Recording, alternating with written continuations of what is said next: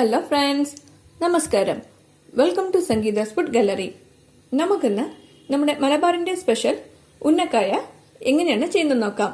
ഇത് ചെയ്യാനായിട്ട് ഞാൻ 3 നേന്ത്രപ്പഴമാണ് എടുത്തു വെച്ചിട്ടുള്ളത്. അപ്പോൾ ഇതിനായിട്ട് ഒരുപാട് പഴുത്ത പഴം എടുക്കാൻ പാടില്ല കേട്ടോ. ഒരു മീഡിയം പഴുപ്പിലുള്ള പഴമാണ് നമുക്ക് ആവശ്യമായിട്ടുള്ളത്.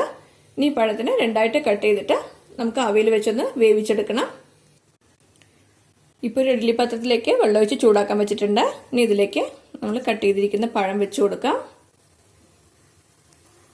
പാത്രം അടച്ചു വെച്ചിട്ട് ഒരു 5 മിനിറ്റ് നമ്മൾ ആവിയിലൊന്ന് വേവിച്ചെടുക്കണം.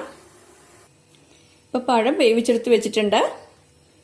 അപ്പോൾ ഇത് ചൂടോടുകൂടെ തന്നെ നമ്മൾ ഉടച്ചെടുക്കണം. അപ്പം അതിനായിട്ട് ആദ്യം ഇതിൻ്റെ തോല് റിമൂവ് ചെയ്ത് വെക്കാം. ഈ പഴത്തിൻ്റെ തോലൊക്കെ മാറ്റി വെച്ചിട്ടുണ്ട്. ഇനി ഈ പഴത്തിലുള്ള നാരുകളൊക്കെ ഒന്ന് മാറ്റി കൊടുക്കണം.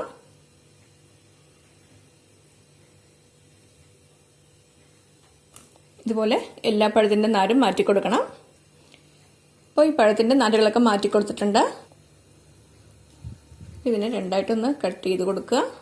അതിനുശേഷം ഇതിലെ കുരുവെല്ലാം മാറ്റി കൊടുക്കണം.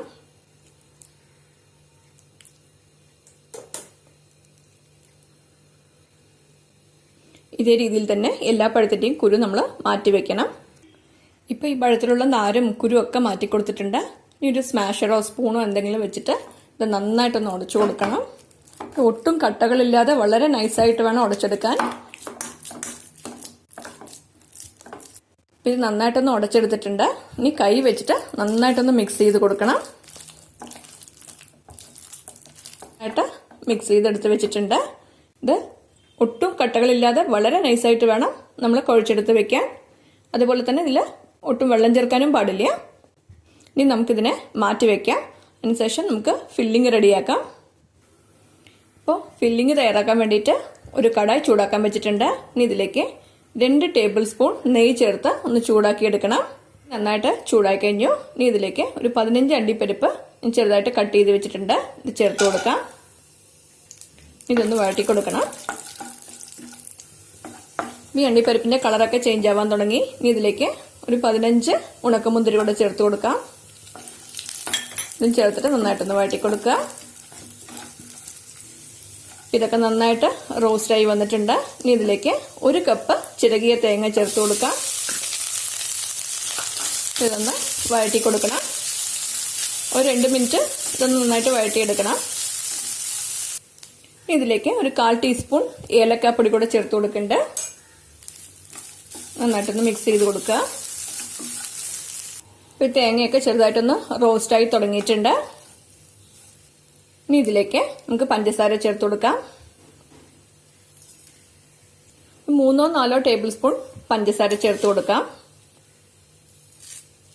ഇപ്പോൾ ഒരു 3 ടേബിൾ സ്പൂൺ പഞ്ചസാര ഞാൻ ചേർത്ത് കൊടുത്തിട്ടുണ്ട്. ഇതൊന്ന് യോജിപ്പിച്ച് കൊടുക്കുക. നമുക്കിനി ആവശ്യമുണ്ടെങ്കിൽ മാത്രം കുറച്ചുകൂടെ പഞ്ചസാര ചേർത്ത് കൊടുത്താൽ മതി. ഞാനിലേക്ക് 1 ടേബിൾ സ്പൂൺ പഞ്ചസാര കൂടെ ചേർത്ത് കൊടുക്കുന്നുണ്ട്. അപ്പോൾ ഞാൻ മൊത്തത്തിൽ 4 ടേബിൾ സ്പൂൺ പഞ്ചസാര ഇതിലേക്ക് ചേർത്ത് കൊടുത്തിട്ടുണ്ട്. ഇത് നന്നായിട്ട് യോജിപ്പിച്ച് കൊടുക്കുക. ഇപ്പോൾ പഞ്ചസാര ചേർത്തിട്ട് നന്നായിട്ടൊന്ന് വഴറ്റി കൊടുത്തിട്ടുണ്ട്. ഇനി നമുക്ക് തീ ഓഫ് ചെയ്ത് കൊടുക്കാം. ഇനി നമുക്ക് ഉന്നക്കായ ഫില്ലിംഗ് വെച്ച് റെഡിയാക്കി എടുക്കാം. അതിനായിട്ട് ആദ്യം തന്നെ കയ്യിൽ കുറച്ച് നെയ്യ് പുരട്ടി കൊടുക്കണം. അല്ലെങ്കിൽ കയ്യിലൊക്കെ ഒട്ടിപ്പിടിക്കും. ഇനി നമുക്ക് ഈ പഴത്തിൻ്റെ കൂട്ടുന്ന കുറച്ചെടുക്കുക. അതിനുശേഷം കയ്യിൽ വെച്ചിട്ട് ഇതൊന്ന് പരത്തി കൊടുക്കണം.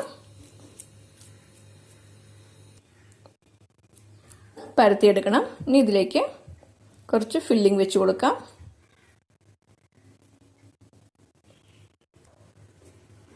നമുക്കിതൊന്ന് ക്ലോസ് ചെയ്ത് കൊടുക്കാം.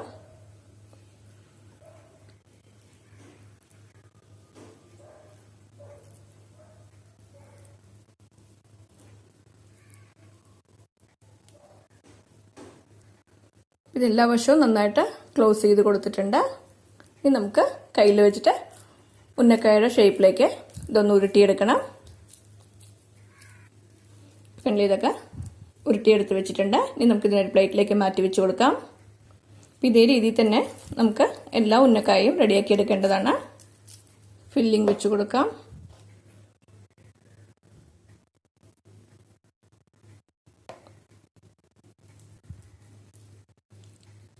ഇതൊന്ന് ഒട്ടിച്ചു കൊടുക്കാം.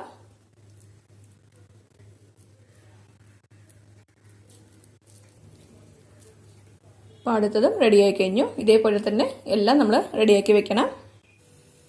ഇപ്പോൾ എല്ലാ ഉന്നക്കായും ഫില്ലിംഗ് വെച്ച് റെഡിയാക്കി വെച്ചിട്ടുണ്ട്. ഇനി നമുക്കിതിനൊന്ന് വറുത്തെടുക്കണം. ഒരു ചീനിച്ചട്ടിയിലേക്ക് എണ്ണ ഒഴിച്ച് ചൂടാക്കാൻ വെച്ചിട്ടുണ്ട്. ഈ എണ്ണ നന്നായിട്ട് ചൂടായി കഴിഞ്ഞു. ഇപ്പോൾ നമ്മൾ റെഡിയാക്കി വെച്ചിരിക്കുന്ന ഉന്നക്കായ ഇതിലേക്ക് ചേർത്ത് കൊടുക്കാം.